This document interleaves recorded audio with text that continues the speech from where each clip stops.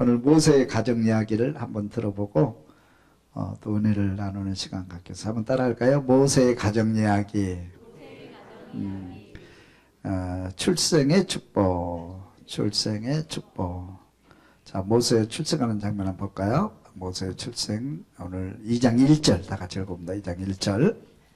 레위 가족 중 한 사람이 가서 레위 여자에게 장가들어 그 여자가 임신하여 아들을 낳으니 그가 잘생긴 것을 보고 석 달 동안 그를 숨겼으나. 모세가 태어날 때 주변 환경이 굉장히 어려웠어요.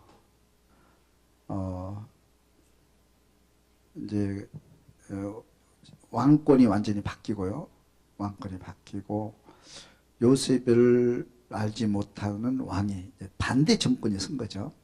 그래서 특별히 히브리인들 엄청 핍박받고요. 당시의 명령이 히브리인들을 어떻게 제어할 길이 없는, 너무 강하게 성장을 하니까 히브리인들을 제어하기 위해서 이제 모든 사람들 노역에 동원하고, 또 남자아이가 태어나면 다 죽여라. 남자아이가 되면 다 죽여라. 그런 명이 떨어질 때 모세가 태어납니다. 자, 모세의 탄생이 축복입니까? 고난입니까? 고난이죠. 차라리 왜 이런 시기에 태어나냐. 그죠? 그렇지 않나요? 그죠? 이것도 남자아이가 태어나면 살아날 가능성이 아주 희박하죠. 다 죽이란 명령이 있기 때문에. 만약에 산파가 살려주면 산파도 죽습니다. 또 부모가 숨겨키면 부모도 죽습니다. 또 숨겨주면 숨겨준 사람도 죽습니다. 이런 환경에서 모세가 태어났어요. 그런 시대에. 우리는 6.25 전쟁을 치르면서 6.25 전쟁 때 태어난 아이들, 그죠? 태어난 아이들 정말 힘들죠. 고난 중에. 또 어떤 사람은 한국에 태어난 것을 조조하는 사람이 있어요. 왜 나는 가난한 한국에 태어났냐. 그런 사람도 있고요. 그런 사람이 있고. 저는 어렸을 때 가만히 그 생각을 해보니까 왜 가난한 집에 내가 태어났을까. 어렸을 때 그런 생각을 가끔 했어요. 왜 나는 부잣집에 태어나지 않고 이 가난한 집에 태어나서 이렇게 하고 싶은 것도 못하고 밥도 제대로 못 먹고 이렇게 했을까. 좀 부잣집에 좀 살았으면 좋겠다. 그런 생각을 한 적이 있어요. 여러분은 어떻습니까? 여러분의 탄생이 축복입니까? 고난입니까? 모세보다 더 힘든 상황은 없잖아요. 근데 모세의 탄생은 축복으로 또 하나님의 영광으로 바뀌어지게 된 줄로 믿습니다. 여러분. 할렐루야. 아브라함의 출생 한번 볼까요? 좀 지나가면서 창세기 21장 5절 한번 보겠습니다. 아브라함이 그의 아들 이삭이 그에게 태어날 때에 100세라. 사라가 이르되 하나님이 나를 웃게 하시니 듣는 자가 다 나와 함께 웃으리로다. 또 이르되 사라가 자식들을 젖먹이겠다고 누가 아브라함에게 말하였으리오마는 아브라함의 누경에 내가 아들을 낳았도다 하니라. 아브라함의 출생이 아니고 아브라함의 아들 이삭의 출생이죠. 이삭이 모든 것이 다 끊고 모든 사람들 누구도 아브라함의 가정에 아들이 태어나는 것 상상도 못하죠. 근데 그런 와중에 여러분 100세 돼서 아브라함의 아들 이삭이 태어나 하나님의 영광을 드러내게 된 줄로 믿습니다. 하나님의 은혜죠. 그래서 우리가 태어나는 것 자체가 하나님의 은혜입니다. 우리가 태어난 것 자체가 어떤 상황에서 태어났든지, 가난한 집에 태어났든지, 어려운 나이에 태어났든지, 전쟁 중에 태어났든지, 우리 태어나는 것 자체는 하나님의 은혜고 축복인 것을 믿을 수 있기를 주님 축원합니다. 자, 그러면 그 인생이 어떻게 되는지 모세의 가정을 한번 들어가 보죠. 갈대 상자의 지혜. 갈대 상자의 지혜. 갈대 상자의 지혜. 우리 출애굽기 2장 3절을 한번 읽어봅니다. 더 숨길 수 없게 되매 그를 위하여 갈대 상자를 가져다가 역청과 나무진을 칠하고 아기를 거기 담아 나일강가 갈대 사이에 두고 그의 누이가 어떻게 되는지를 알려고 멀리 섰더니. 아이가 너무 아름답고 똑똑해 보여. 태어날 때부터. 그래서 이 아이를 살려야 되겠다 그렇게 생각한 거죠. 당시에 아이가 태어나면 제발 아들 태어나지 않기를 아들이 태어나면 불행이 시작되잖아요. 또 아들을 죽여야 되고, 이거 분위기를 한번 생각해 보세요. 근데 아들이 딱 태어난 거예요. 근데 이 아이가 딱 태어나면서부터 보통 아이가 아니라는 것을 부모가 느끼게 됩니다.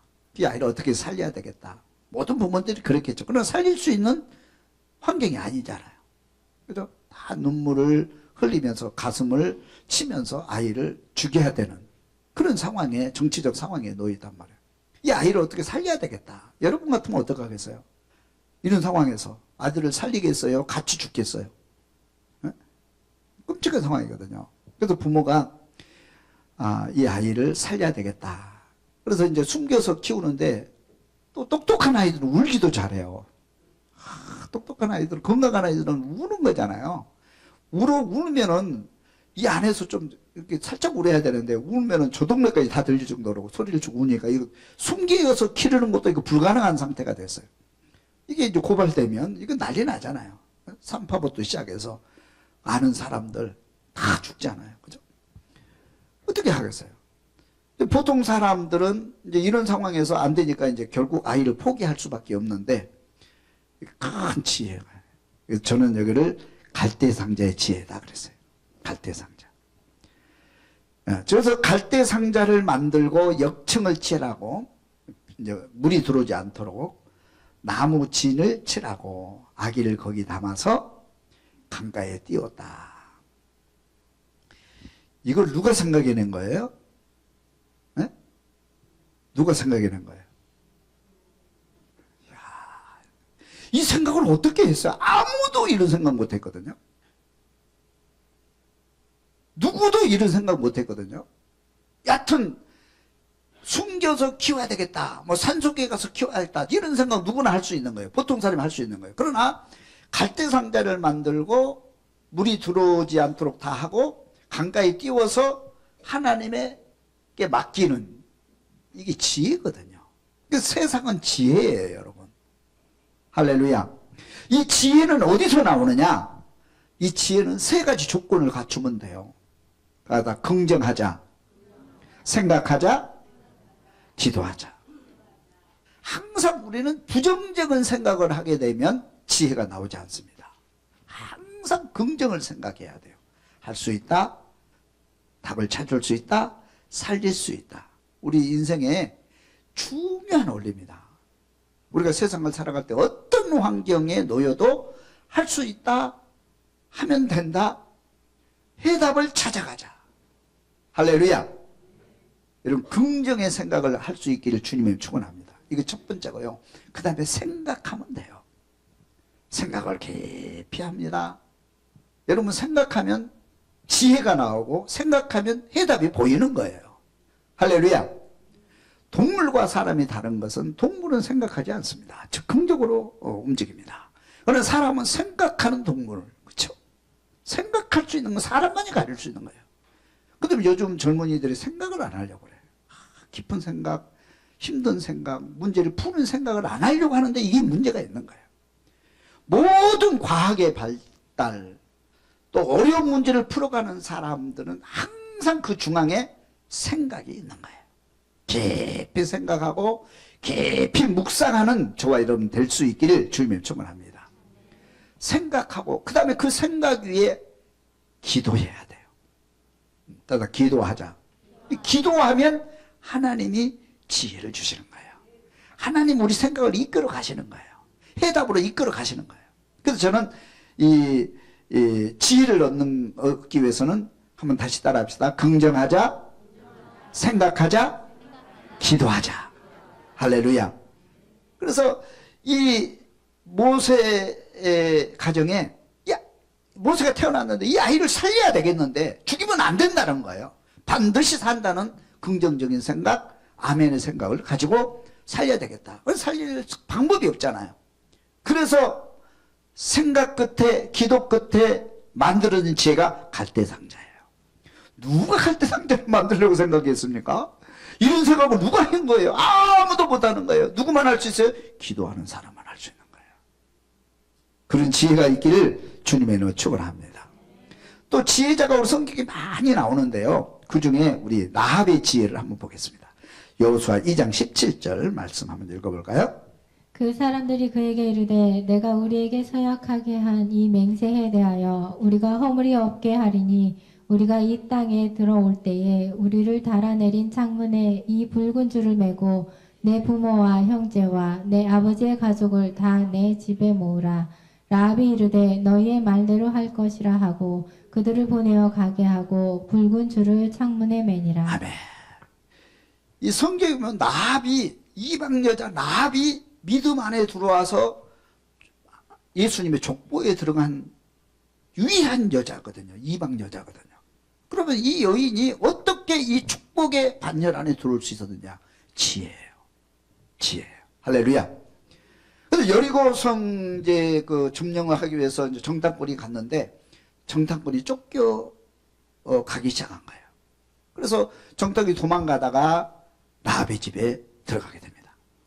그래서 자초지정을 얘기를 듣고 야, 이 정탐꾼을 살려서 내가 믿음의 반열 안에 들어가야 되겠다. 응? 그래서 이 정탐꾼을 탈출시켜주는 대신에 나한테 서약해달라. 우리 가족 죽이지 말라. 우리 가족 죽이지 말라. 살려달라. 그 증표를 보여달라. 그래서 빨간 깃발을 단 거예요. 빨간 깃발을. 그래서 그 가족이 살고 그 친척이 살고 믿음의 반열 안에 들어와서 하나님의 축복 가운데 들어오게 되는 거예요. 그게 지혜거든요. 그게. 그죠? 그 순간적 지혜입니다. 그게. 그런 지혜가 있기를 주님의 이름으로 축원합니다. 우리가 잘 아는 솔로몬의 지혜 한 번 더 볼까요? 우리 열왕기상 3장 24절 말씀. 또 이르되 칼을 내게로 가져오라 하니 칼을 왕 앞으로 가져온지라. 왕이 이르되 산 아이를 둘로 나누어 반은 이 여자에게 주고 반은 저 여자에게 주라. 왕이 대답하여 이르되 산 아이를 저 여자에게 주고 결코 죽이지 말라. 저가 그의 어머니이니라 하매 온 이스라엘이 왕이 심리하여 판결함을 듣고 왕을 두려워하였으니 이는 하나님의 지혜가 그의 속에 있어 판결함을 봄이더라. 아멘. 우리 솔로몬의 유명한 지혜잖아요. 한 아이를 가지고 서로 자기 아이라고 어머니가 싸우니까 칼 가져와라. 정확하게 반으로 잘라서 둘이 나눠주라. 그래서 진짜 엄마를 찾아내서 아이를 돌려주는 거예요. 백성들이 이 판결을 보고 이 지혜의 판결을 보고 깜짝 놀라는 거예요. 그래서 누구를 두려워하는 거예요? 솔로몬을 두려워하게 되는 거예요. 솔로몬 앞에서 누가 감히 거짓말을 합니까? 솔로몬을 누가 부정을 합니까? 이거 할 수가 없는 거예요. 너무나 정확하게 범인을 찾아내고 정확한 판결을 하고 그 판결하는 지혜가 아주 뛰어나기 때문에 그 지혜는 하나님께로부터 왔다 그랬어요. 그래서 백성들에게 사랑을 받고 존경을 받고 뿐만 아니고 예국 모든 주변의 왕들까지도 이 지혜를 배우기 위해서 솔로몬을 찾아왔다. 그렇게 돼 있어요. 여러분 세상은 지혜입니다. 여러분. 세상의 문제를 풀어가는 건 다 지혜예요. 생각할 수 있기를 바랍니다. 아멘 할 수 있기를 바랍니다. 기도할 수 있기를 바랍니다. 다 풀어갈 수 있어요. 죽음 위기 속에서도 살아날 수 있어요. 다윗을 보세요. 다윗이 사울 왕에 쫓겨가다가 도망가다가 도망갈 수가 없는 거예요. 이제 배도 고프고 지치고 그래서 국경을 넘어서 블레셋까지 간 거예요. 이제. 잡혔어요. 감옥에 갇혔어요. 감옥에 갇혔는데 칼을 보니까 이게 보통 칼이 아니에요. 이게 골리앗이 쓰던 칼이란 말이에요. 이 칼은 보통 칼이 아니에요. 이 이순신 장군의 칼 봤어요? 네? 저 키보다 훨씬 커요. 그거 어떻게 들고 싸웠는지 모르겠어. 진짜 싸웠대 그거 가지고. 근데 골리앗의 칼은 더 커. 더 커. 무게가. 아무나 들 수 있는 칼이 아니고 아무나 사용할 수 있는 칼이 아니야. 그래서 이 특별한 칼이기 이게 무슨 칼인가 봤더니 골리앗의 칼이야. 골리앗의 칼은 누구한테 있는 거예요? 다윗에게 있는 거예요. 그래서 다윗이라는 신분이 밝혀져서 죽게 된 거예요. 이제 어디 빠져나갈 구멍이 없어요. 살아날 구멍이 없는 거 이게. 방도가 없는 거, 길이 없는 거예요. 그때 뭐 하라? 아멘하라. 생각하라. 기도하라. 할렐루야. 하나님께 순간적으로 지혜를 주신 거예요. 그래서 여기서 빠져나갈 수 있는 길은 내 체면이고 왕의 체면이고 뭐 다 버리고 침을 흘리면서 거품을 흘리면서 뒹굴면서 미친 짓을 합니다. 누가 봐도 미친 사람이에요. 연기 100%. 누가 이런 연기를 하면 저는 연기 그렇게 못할 것 같아요. 야, 이거 갑자기 이게 도망다니더니 이게 못 먹고 그러더니 이게 완전히 옛날 다윗이 아니고 골리앗을 눕히던 그 다윗이 아니고 완전히 미친 개구나 이게. 이 개하고 상대할 필요 있겠느냐. 그래서 거기서 탈출한 거예요. 이게 지혜입니다, 여러분. 그 순간순간 만들어내는. 그래서 이 모세 가족이 이 갈대 상자의 지혜를 얻어가지고 모세를 살린 거예요. 근데 이게 엄청난 기적이 나타나잖아요. 그냥 살리는 게 아니고요. 이 하나님이 길을 여셔요. 여러분 지혜를 가지고 문제를 풀어가면 하나님의 곁에서 돕고 있다는 것을 여러분 꼭 믿으시기를 주님을 축원합니다. 근데 하나님이 돕지 못하는 사람이 있어요. 어떤 사람이에요? 포기하는 사람, 안 된다고 말하는 사람, 부정을 말하는 사람. 하나님은 도와줄 수가 없어요. 또 돕지도 않습니다. 그런 사람은 항상 아멘하고 생각하고 기도하고 끝까지 달려가면 하나님은 반드시 도와주십니다. 길을 인도하십니다. 축복하십니다. 가나안 땅까지 우리를 인도하시는 거예요. 믿으시기를 주님의 축원합니다. 그래서 하나님께서 모세를 쫙 인도하시는데 한번 보겠습니다. 어떻게 인도하시는지. 자, 세 번째, 공주의 극률한 마음. 공주의 극률한 마음. 한번 읽어봅니다. 출애굽기 2장 5절 말씀. 바로의 딸이 목욕하러 나일강으로 내려오고 시녀들은 나일강가를 거닐 때에 그가 갈대 사이에 상자를 보고 시녀를 보내어 가져다가 열고 그 아이를 보니 아기가 우는지라 그가 그를 불쌍히 여겨 이르되 이는 히브리 사람의 아이로다. 아멘. 딱 띄워놓고 이게 어떻게 하나님이 어떻게 인도하시나? 이거 하나님이 이제 지금 막 이거를 이 갈대 상자를 띄워놓고 막 기도하면서 하나님 인도해 주세요. 살려주세요. 내 동생 살려주세요. 내 아들 살려주세요. 그리고 보고 있는데 그때 마침 바로의 공주가 목욕하는 거예요. 그리고 이상한 상자가 떠다니니까 저거 뭐냐 한번 가서 봐라. 뚜껑을 열어보니까 잘생긴 아이가 빵긋 웃으면서 살려주세요. 살려주세요. 근데 누구도 그 아이를 보고 거부할 수 없게끔 그 아이가 살려달라고. 나 좀 살려달라고. 그래 그 아이 얼굴을 보는 순간에 이 공주의 마음이 활짝 열리고 그 아이를 품을 수 있는 국련한 마음이 들어간 거예요. 자 보세요. 공주 이 바로가 히브리 남자 다 죽여라. 아이가 태어나면 다 죽여라. 근데 공주가 이 아이를 살리면 어떻게 될까요? 살릴 수 없잖아요. 그렇죠? 그 아이를 살려도 안 되고 살려서도 안 되고 살릴 수 있는 그런 정치적 환경이 아니란 말이에요. 그런데 하나님께서 강하게 역사하셔가지고 그 공주의 마음을 어루만져 국률한 마음으로 바꾸어 주신 줄로 믿습니다, 여러분. 이것이 하나님의 역사예요. 여기는 내가 관여할 수 있는 부분이 아니에요, 이거에. 내가 어떻게 할 수 있는 부분이 아니에요. 공주의 마음을 국률한 마음으로 바꾸는 분은 하나님이시란 말이에요, 여러분. 에서의 마음을 움직이게 하는 것은 하나님이시란 말이에요, 여러분. 할렐루야. 저 사람 마음을 움직여서 나를 돕게 하는 것은 하나님의 역사란 말이에요. 그때 하나님이 역사하시는 거예요. 갈대 상자를 만들고 띄우고 하는 것은 내가 했지만 이제는 내가 할 수 있는 거 아무것도 없어요. 이제 하나님이 일하시는 거예요. 하나님이 일하실 수 있도록 하나님을 의지하고 하나님께 맡길 수 있기를 주님의 이름으로 축원합니다. 공주가 딱 그걸 보더니 아이를 보더니 너무 잘생겼고 안 그래도 아들이 없어서 지금 아들을 못 낳아가지고 그러는데 이거 내 아들 삼아야 되겠다. 이거 내가 잘 키우면 이거 이제 후대감이다. 그래가지고 딱 그런 마음이 들어오는 거예요. 그런 마음이 들어온 거예요. 예수님께서 우리 한번 보겠습니다. 예수님의 마음을 보겠습니다. 무리를 불쌍히 여기신 예수님의 마음.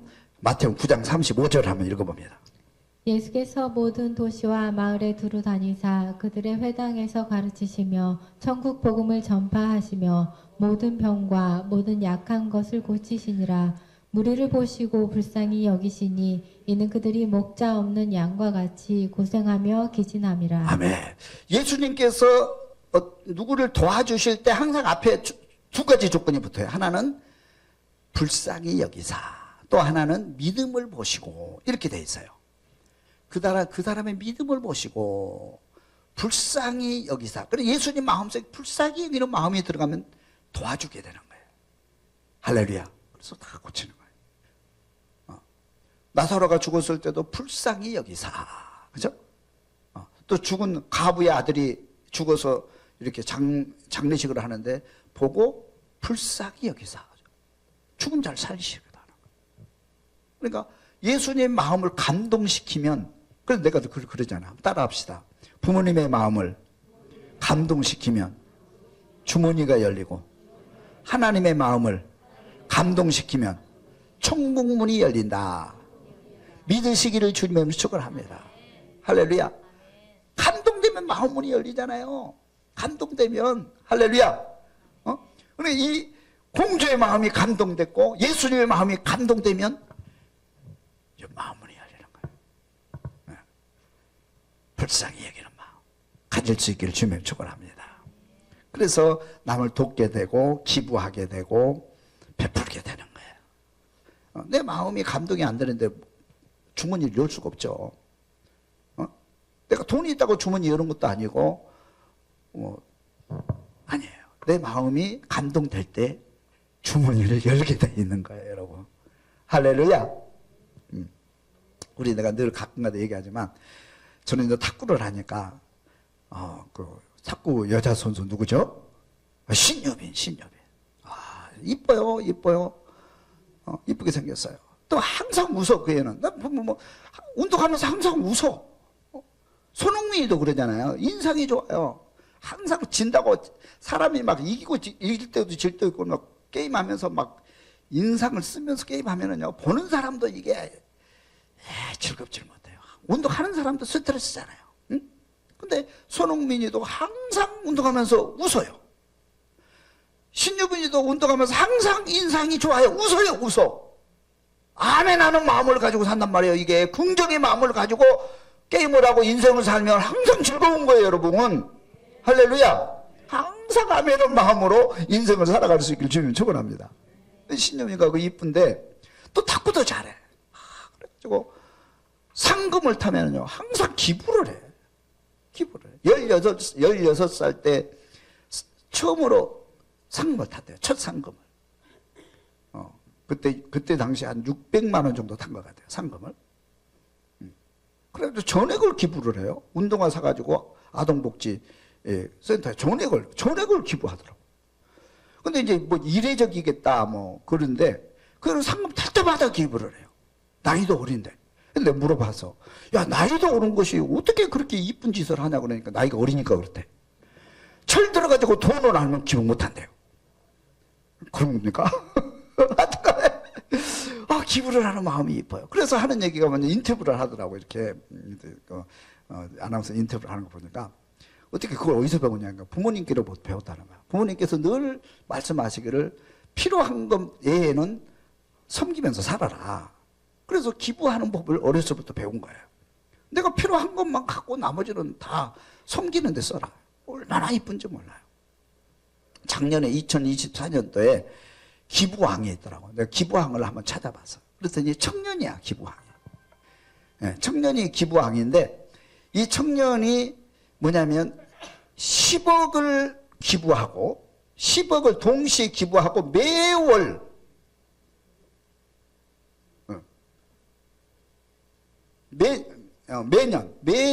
1억씩을 계속해서 쉬지 않고 기부를 하는 거예요. 지금까지 쉬지 않고.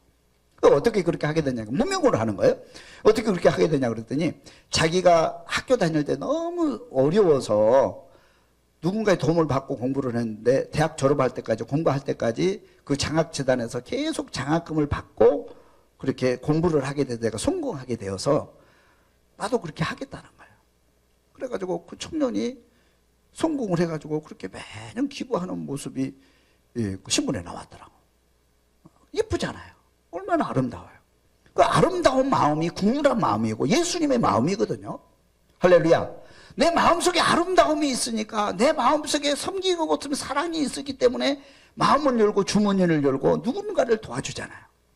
그런 마음을 가질 수 있기를, 예수님의 마음을, 국률한 마음을 가질 수 있기를 주님의 이름으로 축원합니다.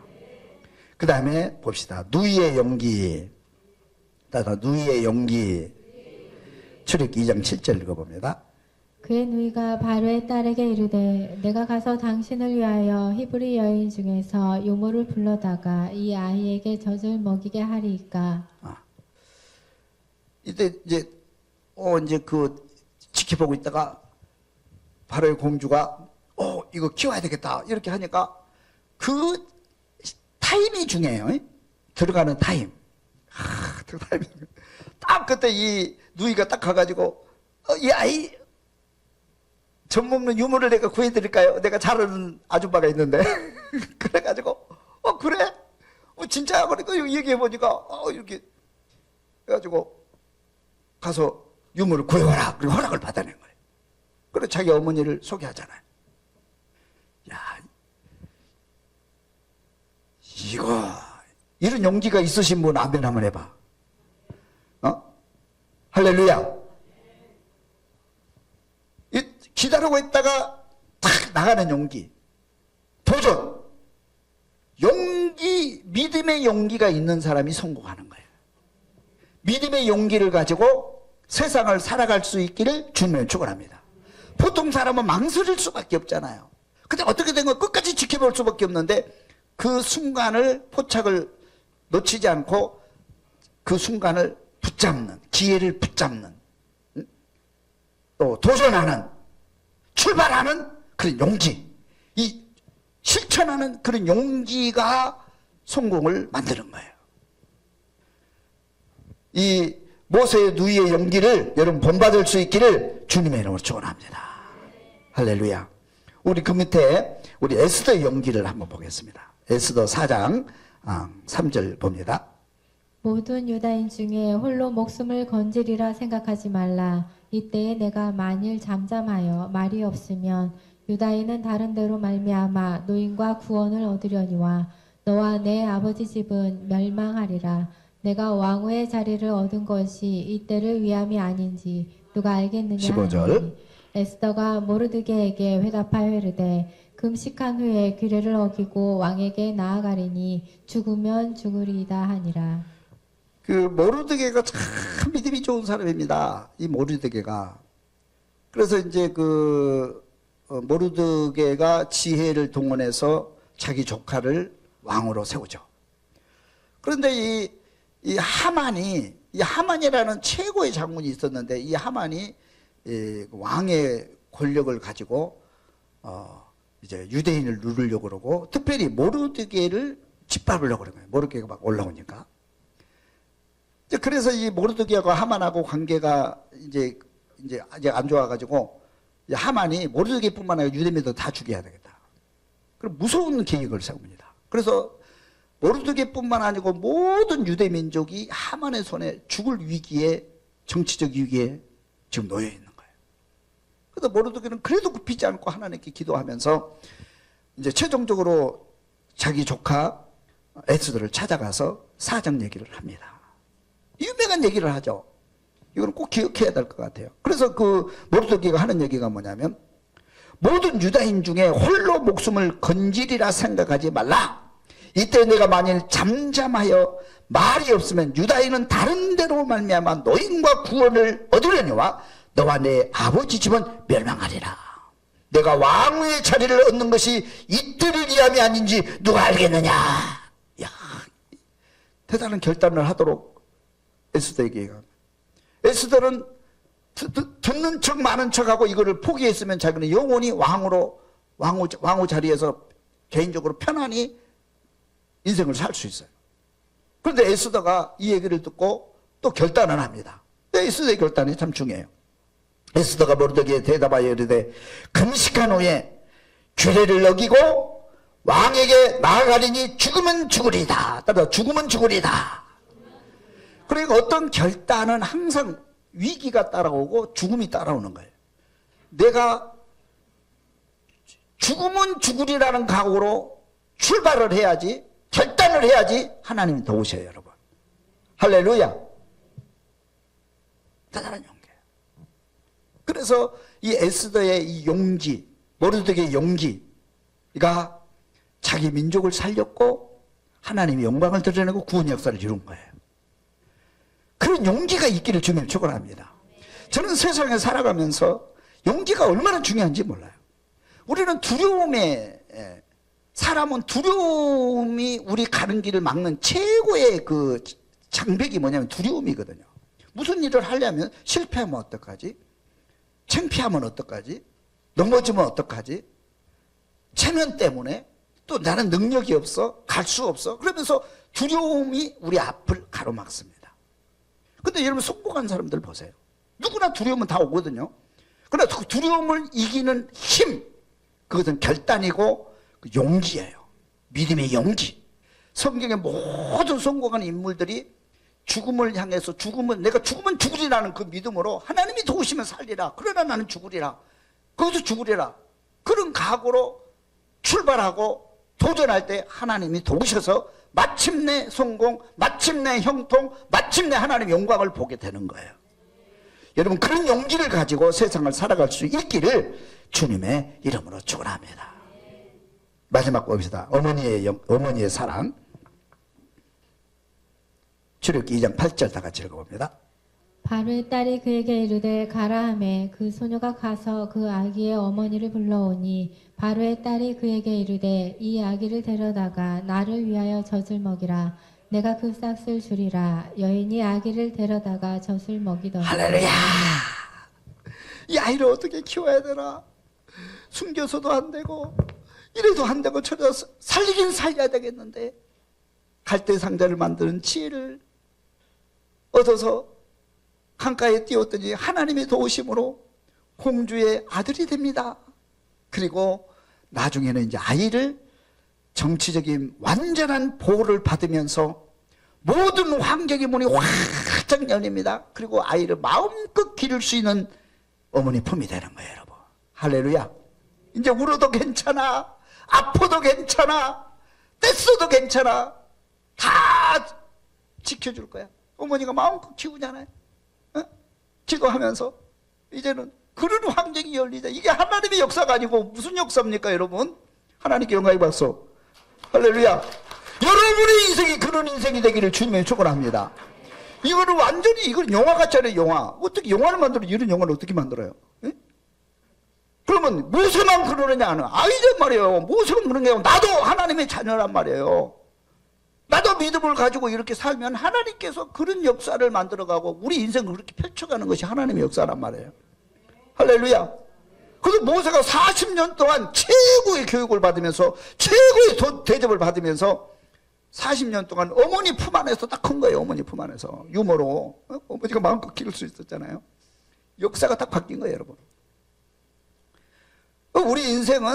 우리 인생이라고 하는 것이 바로 모세의 인생과 비슷해. 우리가 힘들어요. 살기가 힘들잖아. 힘들다 하지 마세요.